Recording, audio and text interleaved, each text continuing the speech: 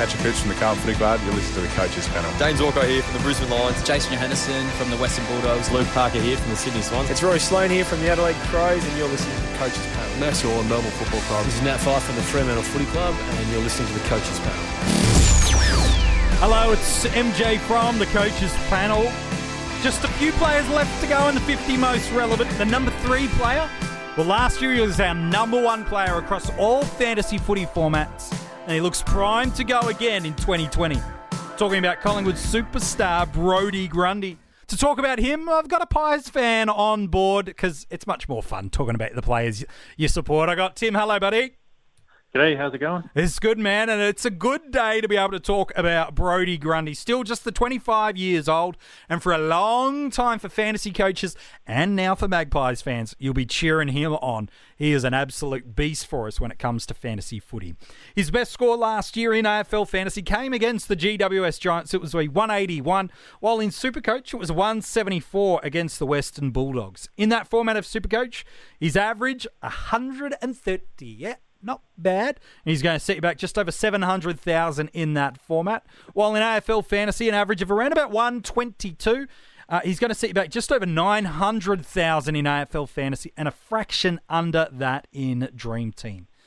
Tim, when we talk about Brodie Grundy, we are really talking about the ultimate package, aren't we? He's dominant of the ruck contests. He's a mobile, aerobic beast who's able to get around the grounds and be an extra midfielder for Collingwood. And then he's got no problems getting down in the ground, getting dirty, and putting on some pressure as well. He is the modern, not just modern midfielder, he is the complete modern ruckman. Absolutely, and you can basically see every year of his career he's gotten a little bit better at, all the things incrementally too. He's pretty much improved the number of hitouts, the number of sort of hitouts to advantage. He's improved his ball winning. He's improved even like his shots for goal on the run are even pretty impressive now for a midfielder, let alone a big man. So yeah. You're right. He doesn't have a lot of weaknesses. I mean, there's obviously things that other people do better. There's no one person who's the best at everything, sure. But all around he's hard not to like as a fantasy or as a regular football player. Yeah, it's very true. Last season he led the league in total hit-outs. He was 7th for contested possessions and 8th for clearances. And then to top it off, he was the highest scoring and top averaging player for us in fantasy footy last year. He just didn't put a foot wrong last year. Like, to be fair, if you started him, you probably would have felt at round 1, at the conclusion of round 1, going, okay, maybe, just maybe, I've spent a little bit too much here. Coming off that 84 in round 1 in AFL Fantasy and Dream Team, 81 in SuperCoach, you're thinking, all right, maybe I haven't quite nailed this pick here. But look, outside of that, he didn't put a foot wrong for the whole year. AFL Fantasy last year, 17 tons. Of those 17, 11 of them he converted into 120-plus scores, while 8 of his tons were a crazy 140-plus. So in addition to going 77% of the time, 100 or more, he dipped beneath 90 in just 3 matches and averaged 122. And like I said, for the first time ever, was the top-scoring AFL fantasy player for us last year. Not a bad year in that format. No, not too bad at all. Not too bad at all. And it's remarkably similar to the year before as well. It's not like last year was a one-off or unexpected. He was all those figures you mentioned. His scoring splits and his average and everything like that was remarkably similar to the year before. So not only does he have form from last year on his side, but he's got consistency in scoring that really gives you a lot of confidence that it's not a flash in the pan and it's likely to continue. That's right. In SuperCoach last year, he was even more dominant. That seasonal average of 130 was built around 18 tons. An insane 16 of them he converted into 120-plus scores. And additionally, 8 of those tons were the monster 140-plus scores. So he tonned up last year in 81% of game times, just a couple of scores under 90 all year. And when you do look at some of his numbers, those huge frequencies of tons are there. But what you really want to see out of a guy that gets this many hundreds is a high ceiling, a consistent guy that's going to go 120 plus over and over again, let alone those 140 plus scores. But if you look at some of the most popular selections we're considering, both in another ruckman and 3 or 4 in the most popular midfielders, he easily towers them of that 120 plus scores based off last year's data. In AFL Fantasy, for an example, he had 11 scores of 120 plus. And then contrast that to Treloar was 10, Dunkley was 9, Gawn was 9, McRae was 9, Nat Fyfe was 7, while in SuperCoach, it's an even bigger gap between him and those names. 16 120-plus scores last year, where Fyfe is the closest with 12 outside of Gawn, who had 13. McRae was 11, Dunkley was 8, Treloar was 7. Look, you could look between all these different premiums and others listed. He's far and above the most consistent 120-plus scorer we've got. Last year, similar in 2018 as you've alluded to, he just doesn't stop scoring points. No, and there's a couple of points I'd put onto that. So the first one is that in his few games under 100 over the past 2 years in SuperCoach, 3 of them have come against Max Gawn. So, I mean, no surprise in that. But basically, it sort of suggests that outside of playing Max Gawn, he's going like a decent score, or if not a captaincy score, in sort of 90+% of his games. Yeah, which is pretty ridiculous. And the thing that flows into that is if you look at his early draw this year, he plays in one of the first 3 matches of the round for all of the first 7 weeks. Yep. So, you know, if you want basically a safe vice-captain score, you just sit him in, plug the vice-captain on him, and then if he gets one of those rare games where it's not a score you'll take, then you've got a free hit after that. Yeah. So it's just like, it just lays out very nicely for you. It's a hard sell to not pick him. By the way, next year, round 12 and round 21 are the 2 matches he comes up against Max Gawn as a reference point, so it's probably not those weeks to captain him. But you do bring up that unspoken benefit of starting him. The first few matches in each round, in fact, inside the opening 9 rounds this year, Collingwood play on either Thursday, Friday, or Saturday. Really crucial for us in the rolling lockout formats of DreamTeam and SuperCoach, meaning you get that secondary hit on the Sunday if you need to, should Grundy not score well for you. While in AFL Fantasy, it's round 2 and round 4 that they have that Thursday night clash, and he becomes a genuine vice-captaincy loophole option. As a reference point on those 2 games, in round 2, he comes up against Richmond, probably a Nankervis and maybe Soldo combination. The other is up against a Steph Martin and maybe a big Oscar McInerney combination. So both, he's got good history against those clubs for the most part. So, look, let's just call it how it is, isn't it? It's a very difficult case to build to not start Brodie Grundy, isn't it? Can you see a reason, Tim, where you don't start him? I can't see a reason why I don't start him. But obviously people will have their reasons. So there's a few little things, and to be honest, with some players there are glaring things, and some players there's lesser things, so it's more nuanced. So with Grundy, the first is that Max Gawn. Yep. So if you're starting with Max Gawn, you're probably not starting with Grundy as well. So part of it is the buy round, part of it is the price. It's just really hard to put them both in your team at the same time. So the second thing, which is partly linked to that, is probably his ownership percentage. So I think Grundy is over 60% in all formats or thereabouts, huge, yeah. which is ridiculous. So part of that means that if you don't start with him, it's really risky, but it also means if you don't start with him, it can be really rewarding. So if you don't start Grundy and he has a low score early, or the guy you start matches him in scoring for a lower price, then that's a win, and you've had a win over 60% of the whole competition. So it doesn't guarantee that you're going to pull that off, but it just means that the chance is there to pull a benefit out of that. That's the thing is, when you look at trying to take Brodie Grundy on, or any big premium, it's got to be, what can I do with that additional money saved to maximise point scoring elsewhere, and who's a player I believe that can go within the ballpark of scoring of him. Because I can't forecast, looking at the Collingwood side right now, I know they've brought Cameron in from Sydney, but I can't see a world where they play, split ruck roll even fairly. I think it's Cox and Cameron are fighting out for the same spot in my eyes, and they're going to be used in a very similar way, whichever of those players it is. So there's no real drastic change to the Collingwood structure, in my perspective. Their game style, well, he's a midfielder as well as a player that can win the ball at the ruck hitouts and stoppages as well. I can't forecast such a drastic dip of points for Brodie Grundy. And so the only reason I see you go him is because you're convinced you can get him cheaper down the track.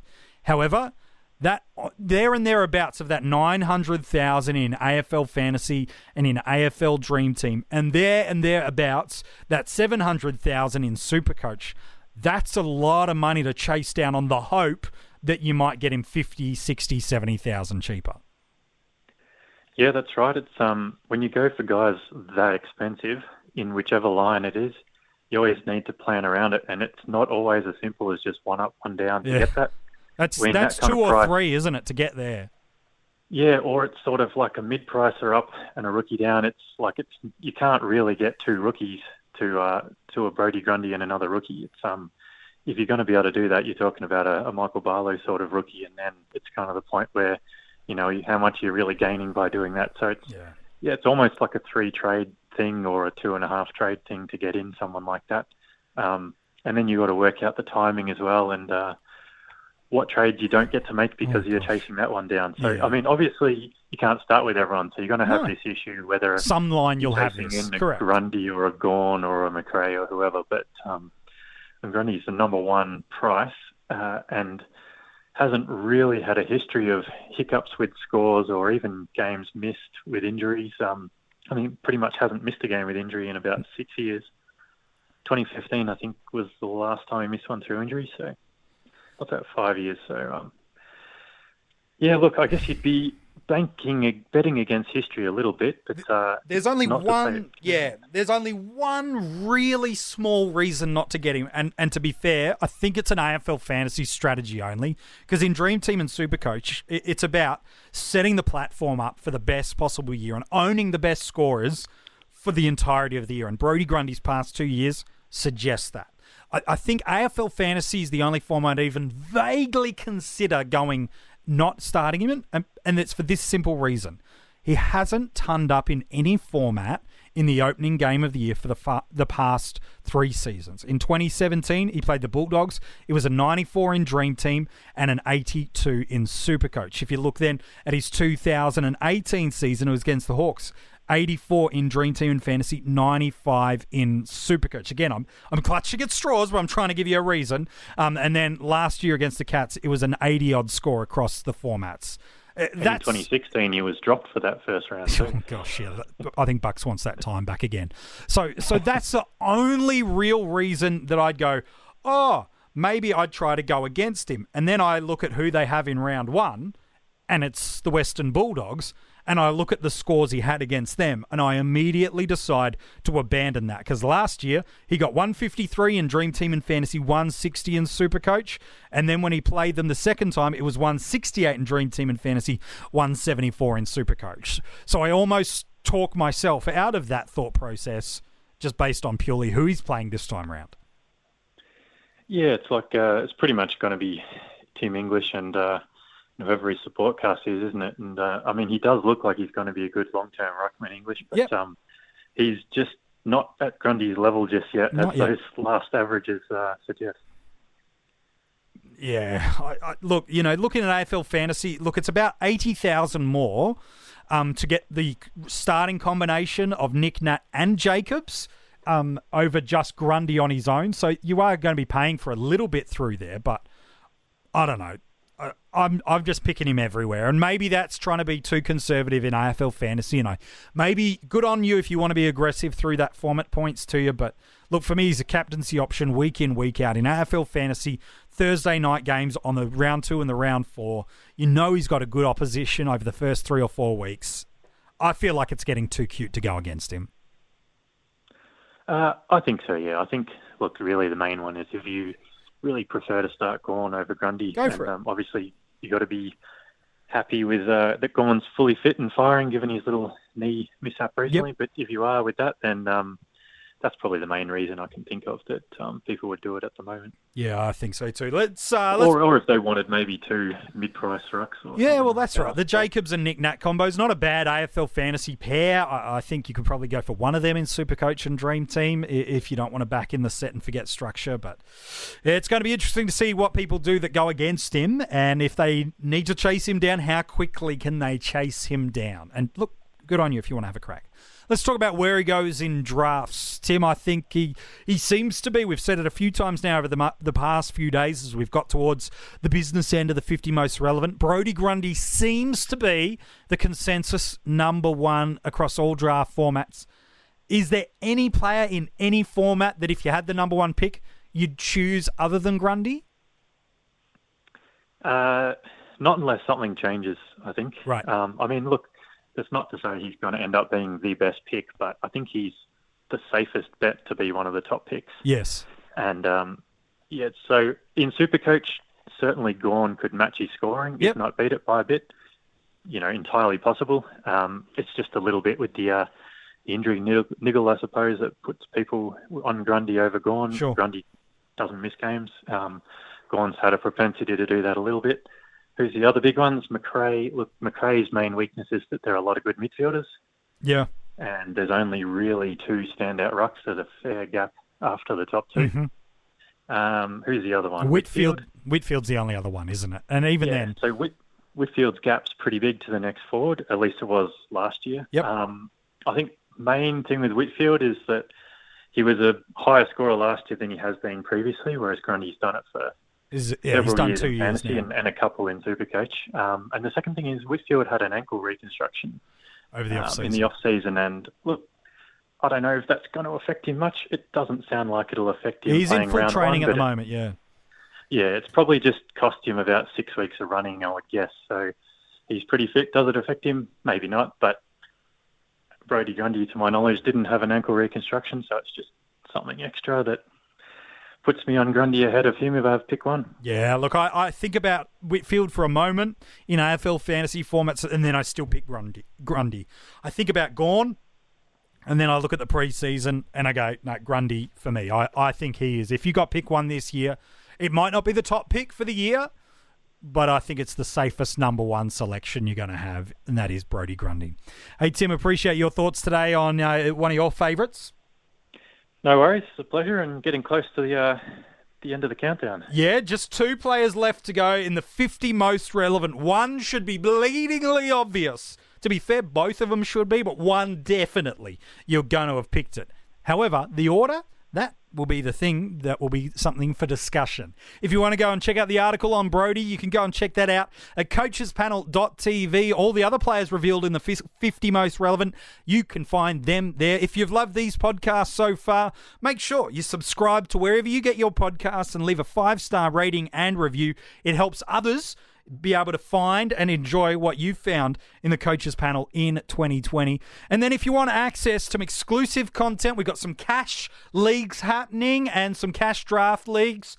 You can join our Patreon army. Support the Coaches Panel for the great work you've had so far in 2020 and get some extra benefits for doing it as well. All the links for our Patreon army, those can be found too at coachespanel.tv. Tomorrow, it's the number 2 player in the 50 most relevant.